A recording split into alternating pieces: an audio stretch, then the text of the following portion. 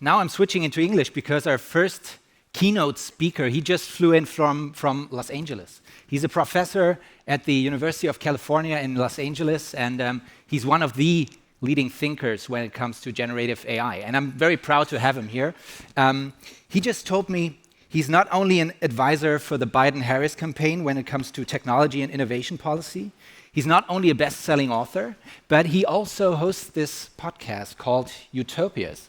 And I think one of your next guests in the podcast is going to be the esteemed Professor Dr. Maya Göpel from Germany here, whom probably some of you know. So now I'm very happy to welcome here on stage Dr. Ramesh Srinivasan. Ramesh, great having you here. Big round of applause. Ramesh. Cheers. Good luck. Cheers. Guten Tag, alles. That was my German there. Good morning to you all. Thank you all so much for having me. Thank you all. And I will practice some of my German if I have a chance to speak with any of you individually afterward. I'm really, really happy to be here. Before I get started, I wanted to thank the organizers of this conference for being so generous and kind in having me. I arrived last night from San Francisco. I felt like I was in the Twilight Zone, if any of you saw these TV shows.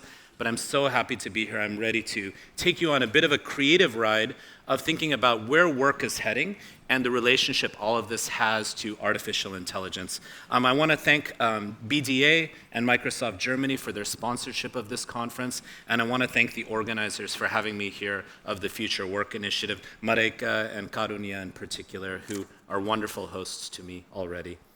Okay, fantastic. So this story starts about 20 years ago. I was a student in an artificial intelligence laboratory at MIT. I was a student of a renowned innovator, pioneer in thinking about artificial intelligence of a man named Marvin Minsky.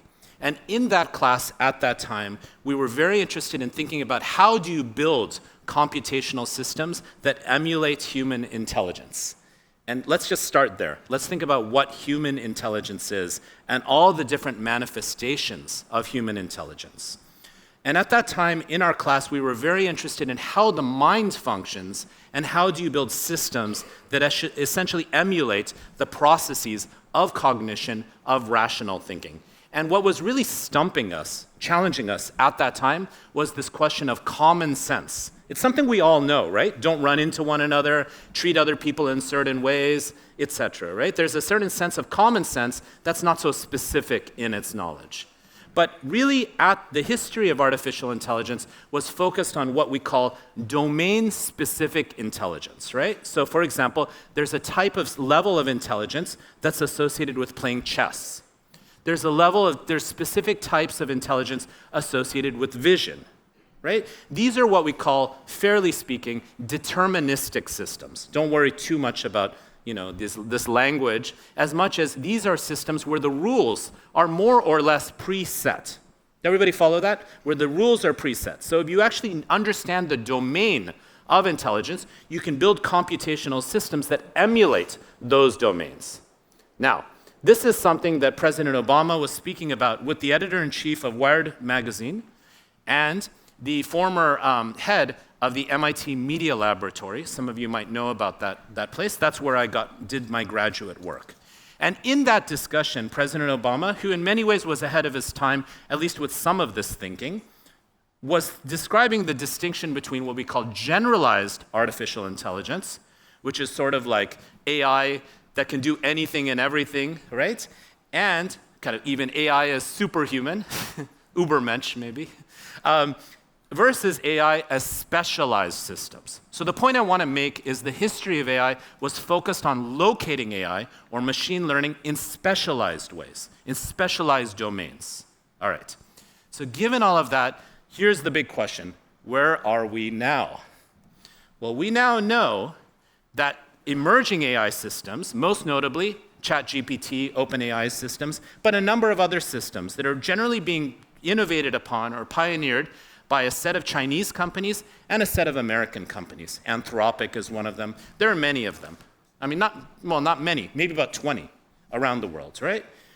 We understand that these systems have somehow taken root in our world and are challenging the nature of how we live life And of course, pertinent to the nature of this conference, how we work, and what's the future for the human, what's the future for the Arbeiter, there's another German word, for the worker, and what's more generally the future of people and living beings around the planet. I think it's touching on all of these issues. And what I want to propose to you all is that the AI systems that we're all discussing, even in some ways, the ways they're embedded in systems like Google Translate, are completely different than the AI systems we were building back 20 years ago. What is the distinction? The big distinction is almost anything and everything we do today leaves data traces, right? It's datafied with our phones, with our credit cards, etc., right? Even picked up by surveillance cameras. These leave what we call digital footprints. And all of that data is now able to be stored, computed upon, and correlated, correlation, which is basically statistical patterning. That's completely different than the AI systems of the past. Generative AI systems are working with datafication, calculation, and correlation, right? It's able to basically say, with all of these data sources, imagine almost anything and everything we do leaves data trails, digital footprints. Now, all of that can be computed upon, and because so much data is being gathered, stored, and processed at such an inexpensive rate, compared to before, exponentially inexpensive, you can basically order and prescribe and create the world, I'll stay over here, accordingly. Okay? So correlation, pattern recognition, historical data sources as the basis of ordering the present and the future. That's the major distinction, okay? I hope everybody kind of understands that point. Because of the fact that all this data is being captured, it can be computed and patterned. And that is actually what is going on right now. And that's very important because it potentially passes in a way that we never could have predicted, the Turing test. For those of you who know, Alan Turing was a famous British cryptographer and mathematician who actually was very important in the context of World War II and more, and actually asked the question, can machines think? So now we're at the point where machines maybe can't think, but they can appear human-like and do human-like activities, in some ways do human-like activities at a far faster and more efficient rate than human beings because of data correlation and computation. This is how large language models, LLMs, which are the basis of a lot of generative AI systems, function. Okay, I'm trying to say this all very quickly because I think we want to talk about the implications of all of this. So now we're getting a lot of articles like this. You've all read them. Right? I commented on some of this in the newspaper that came out today, the newspaper article, Süddeutung? Sorry. So what we know is existing work as we know it is to be transformed. And the big question I want to leave with you all is, what does a future look like where we work with these machines and where these machines serve workers, they serve business interests, but they also serve the economic interests of all of us, and critically, they serve democratic interests. There have long been histories of humans working with machines, right? Industrial assembly line examples. Forklifts, agricultural labor.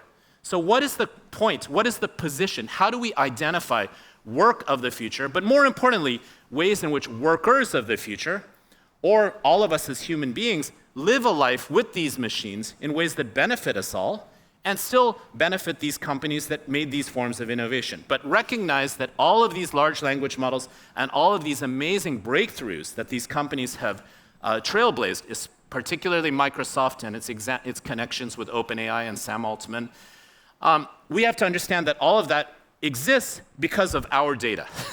All of that exists because of our data, and all of that exists on top of an internet that actually originally was paid for by United States taxpayers in the ARPANET 50 plus years ago, but still, that's the history. So what we are seeing right now globally, and I think this is a concern I have, is investment valuation is not necessarily always correlated with macroeconomic, like gross domestic product valuation. And this is something we saw occur during the pandemic. We saw certain points during the pandemic where the stock market valuation, like the S&P 500, was at an all-time high, but gross domestic product, a classic capitalist macroeconomic valuation, was actually at a local minimum. So this is an issue, and this is a point not for me to be cynical, but to ask what are the policy and creative proposals that we need to adopt to ensure that the new technologies of all kinds lift all boats. Lift all boats. So this is important because we're seeing massive investment in generative AI systems as appropriate, but we have to think about what that means on a global level as well. And we also have to consider the major risks associated with AI systems. Like, for example, we all know that bots and other types of systems are very rampant on social media. We also know that a lot of algorithmic systems, systems that make deductions, for example, Google search results and others, often present information to us, especially on social media, based on predictions of what will capture our attention. So dopamine, cortisol, adrenaline, these are all ingredients, hormonal ingredients of what I would describe as digital capitalism. So these are all huge opportunities to think about design, strategy, and policy. And I actually believe me, I'm not just saying it to be nice, that I believe here in Germany, you have the opportunity to be innovators in a pro-human, pro-worker, yet also pro-technology direction. And that's really the focus of my podcast, and why I had a conversation with Kevin Roos, my last guest, and Maya, my next guest. Maya's a friend of mine, about these very issues. Kevin is the one who the New York Times asked, ChatGPT asked, he's a New York Times technology columnist, ChatGPT asked him to leave his wife. Do you all remember this? Some months ago, and says, I want to be alive. So we're having a conversation about why this happened, how are these emergent effects happening with these AI systems. So there are a number of risks that are being discussed by folks in the investment community, in the Davos kind of community, in the policy community, associated with these emerging technologies. And here are just some of them: energy shortage, inflation issues, labor issues, economic issues, and so on. So let's think ahead. The key is to think ahead of the curve about what can occur as a result of this, and think about policy proposals, design proposals, etc. accordingly. And this is also a critical issue, not just because I wanted to have a Snoop Dogg animation on the screen, but it's because what is actually occurring is the integration more and more of these generative AI systems, consider them the brains and the kind of computational mind, in new environments, emerging environments like metaverse environments. So note that Facebook changed its name to Meta. I think we all know that, right? That was a signaling. That yes, right now, when you wear these glasses, it may look a little clunky like this. It may look like an old video game, but they're getting closer and closer to immersive environments, mediated environments. But what is the brain and the ordering and the logic and the computational sort of engine in those systems will be systems like GPT and generative AI. So you can think of these as new environments where we can socialize, we can buy things, we can experience things, and so on, whether we like it or not on a personal level. But you have to understand that these are not open environments. This is not, the serendipitous experience of the public sphere, even. This is an experience that is curated algorithmically in invisibly mediated ways by computational systems that follow some of the logics of what I just described. And this has to be understood on the backdrop of what has happened with technology, okay? 15 to 20 years old, all of these platforms, from Airbnb to Facebook to Uber and so on.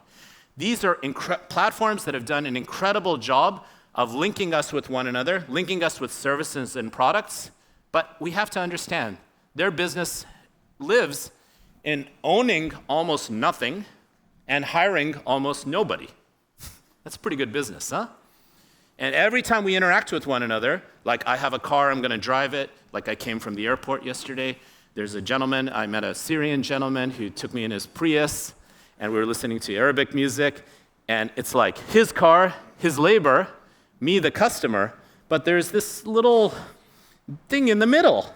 Well, it's not a little thing. We're talking about trillions upon trillions of dollars in valuation that occur in every single transaction, right? So these are digital infrastructures, but these are infrastructures, again, that are algorithmically mediated in certain ways, where every transaction, there's either money taken in the transaction, or, critically, the data are captured for expanded valuation. And that's very important because companies like Uber have rarely been profitable throughout their history, yet have often been worth hundreds of billions of dollars.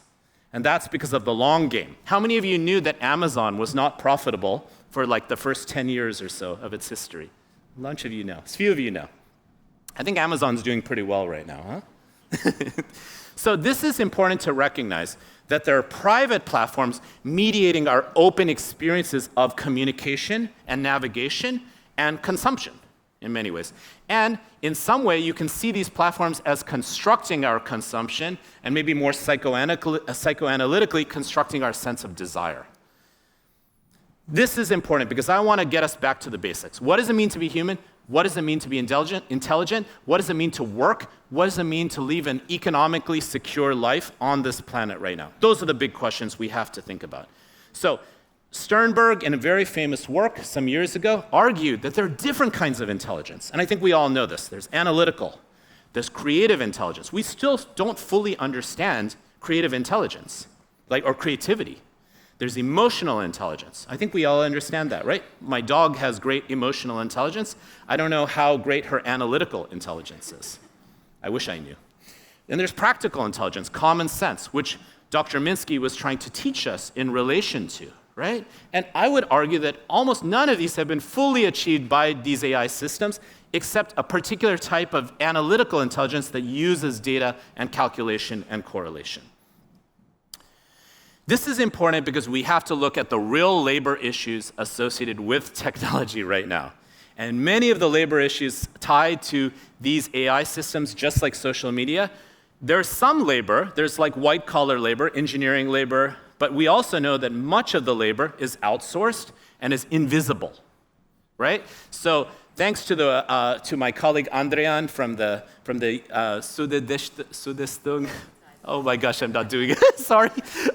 So thanks to my colleague, he introduced me to a gentleman named Richard Materi, who's one of Time 100 top in AI, who's the head of a massive data workers union, where all these East Africans in Kenya, which is one of the places I do field work, how many of you knew that there are people that are being paid very little that are actually working to try to clean up these generative AI systems, just like they did with social media? There's a great German film called The Cleaners. I was in that movie, or I consulted with the filmmakers in that movie, that actually looks at invisible labor. So what we also have to do is materialize and make visual. We need to understand all the labor that are part of these machine systems, all the data that are part of these systems, and think about policies that ensure that there's some sort of support of all in relation to it. This is important also because this is kind of well known. When I was speaking in Munich some years ago at the DLD conference, my colleague Joy Balawani was there. She's in this movie called Coded Bias. She's the main character. But we're also learning more and more that many algorithmic systems tend to be somewhat discriminatory, or not somewhat, in cases very discriminatory. They tend to reinforce existing biases. Remember, historical data is the basis for prediction and correlation. If the world in the past was, and present, was discriminatory on some level, maybe women in relation to science and technology, we know that's a widespread stereotype or bias, then these systems are going to make predictions that normalize and reinforce those biases. And because it's technologies that are functioning in ways that we don't truly understand, and they're using such opaque data sets, we sort of treat it as neutral. People tend to treat technologies as morally neutral, yet in many cases, we have to look at the guiding values and forces and voices and priorities that are undergird these technologies. Most initial research, I've been working a little bit with Darren Asamolu, who's an MIT-trained labor studies scholar, and Dr. Asamolu is looking at AI systems, and they're kind of what's happening on these systems and on these platforms. And what we're finding, consistent with what I just shared, is most generative AI systems do not reflect the diversity of viewpoints, what we call informational diversity, that actually are reflective of all of us. So if we want to look at Habermas's great claim, right? I mean, I was just talking to some colleagues here about Jürgen Habermas, huge influence on me.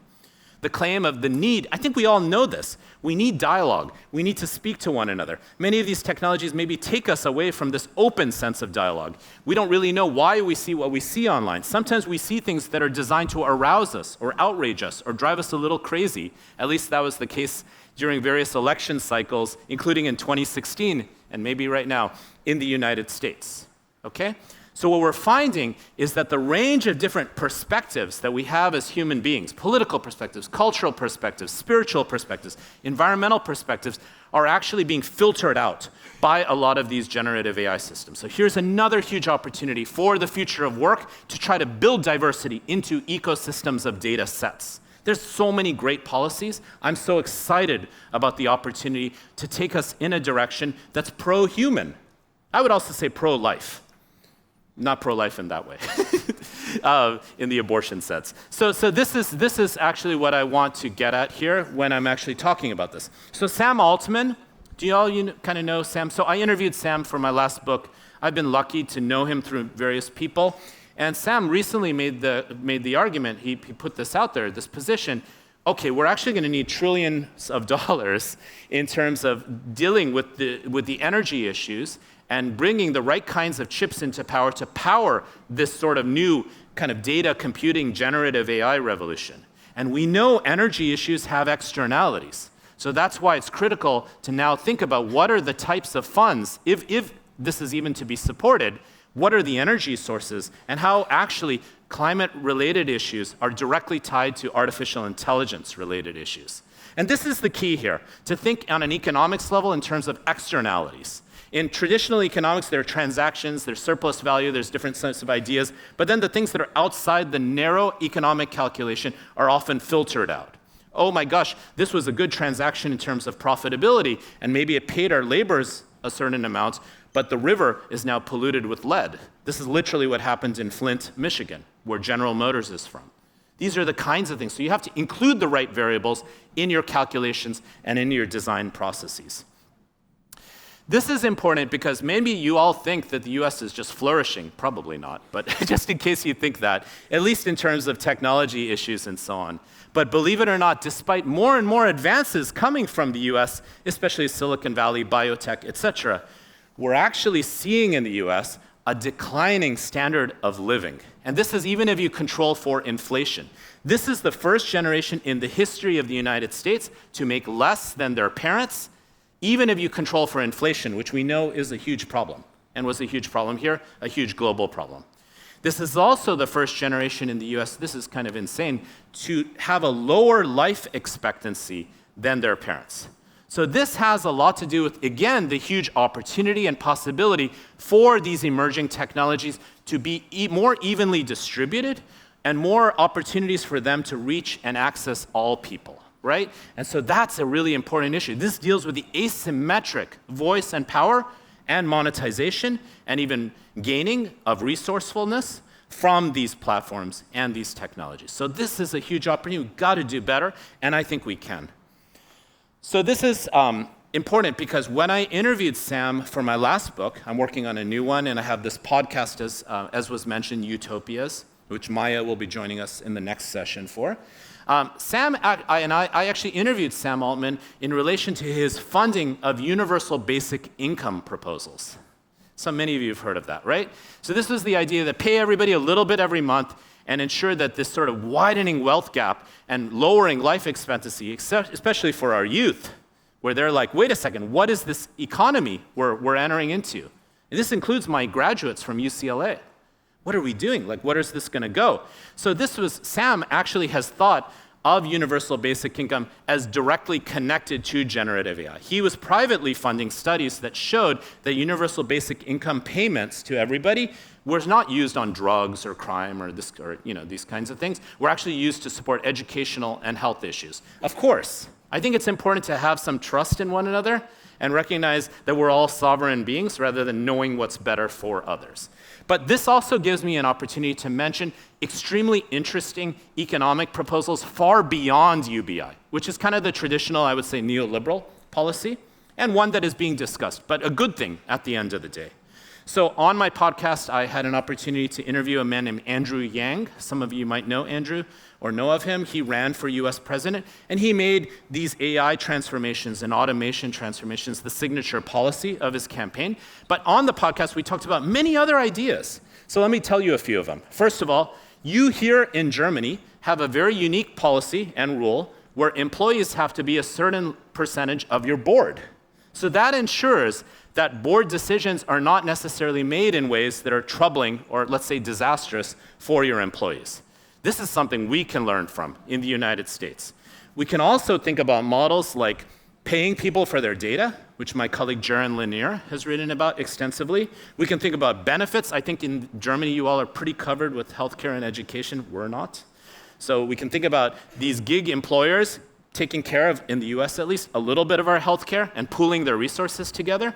We can also think about forms of unionization and collective bargaining for gig workers. This is another thing we can think about. And another one we can think about are data unions, which I alluded to before. Data workers should be able to unionize, or a union can come and work with all of us, because all of us are part, actually, of data unions, since all our data are part of this economy, right? And part of these systems. So what if unions and union workers were employed to represent all of us and our data, so there's appropriate compensation, that we have a good, balanced world moving forward? And a last model, which is, I would say, a more politically progressive model, would be for all of us, based on how much of our data are used in these systems, or how much of our investment, in a certain sense, are used in these systems, for such data to be apportioned so we have some equity. Imagine if we use a blockchain technology, so I own 0.001% of Meta. It's going to be much lower than that, right? That would be amazing. So as Meta appreciates in value, as OpenAI appreciates in value, so too do I, my value, right? Imagine an equity model that actually is a universal basic dividends model. So these are just about 6 different ideas that are rarely discussed. Some of them are more feasible, some of them are not. Some are wild-eyed dreams, some are wild-eyed utopias. But I think we have to think with our imagination and our creativity right now, and we have a huge opportunity to do that. And believe it or not, I am extremely influenced by the Bauhaus and Bauhaus ideas. Maybe, I don't know how many of us were like alive then in these Walter Gropius's time and so on, but it's like basically, let's think about what the Bauhaus argued for, at least one set of ideas. There was an argument in Bauhaus thinking that an economy of the future is not just an economy of productivity, but an economy of creativity and an economy of care. All my research has shown again and again and again that people do not want robots to take care of their elderly parents, and they don't want robots to take care of their children. We actually care deeply as humans, and every study confirms this that I've read. We care about the physical touch. We actually trust more one another than machines. I think we can understand that. Even though maybe we trust the machine of our social media system more than one another sometimes, right? But in terms of touch, in terms of care, let's double down on care-based work, and let's really think about creativity in the economy.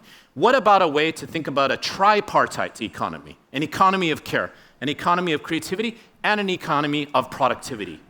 That actually opens up, just like we can open up AI, to think not just in analytical ways, but in creativity and care-based ways. So I was told to limit my comments to 30 minutes, so we're nearing the end of this, but I basically think that there are huge, huge opportunities for us to think about doubling down on life. I think many of us during the pandemic and in the time since were wondering, what the heck is going on with our lives? What's going on here with this planet? What's going on with technology? And I want to encourage us all to think about technology beyond big tech. You all get what I mean? Most of our imagination, understanding, curiosity, anxiety, concern, maybe excitement, is generally located at what is Elon Musk doing this time? Right? Why is Mark Zuckerberg kind of acting in this way or not this way? I like these stories. They're fun to discuss, and these are very important people. But I think it's critical, and here's a huge opportunity, and I believe the European Union and some of the policies that have been adopted here do set a good stage for things. But what I often hear when I speak in Europe are people saying, well, the Chinese and Americans are taking over everything, and we're not really sure what we're doing. Let me remind you all, the web was created here in Europe. Y'all know that? At CERN. It was a nonprofit initiative. It was a digital library initiative, right? Let me remind you all how many different sorts of ideas, including these Bauhaus ideas that I was describing, the Habermas ideas I was describing, come here out of Europe. And let me encourage you all to really chart a course that recognizes economic security, worker security, the future of work in a way that looks at these technologies as what they are, rather than fixates and fetishizes and Black Mirror episodes. Let's think very, very directly in a way around things that make us human beings. Curiosity, creativity, and so much more. So I believe massive opportunities lie right in front of us. I'm whispering in policymakers' ears in the United States, from the Biden-Harris camp to my former work with Bernie Sanders and others. And I think it's a time of excitement, but I think it's also a time for us to understand these technologies for what they are and what they're not, and double down on the future of work and the future of we human beings in a way that lifts us all up. So please come say hello to me if you see me. And so nice to meet you all. Thank you all for having me.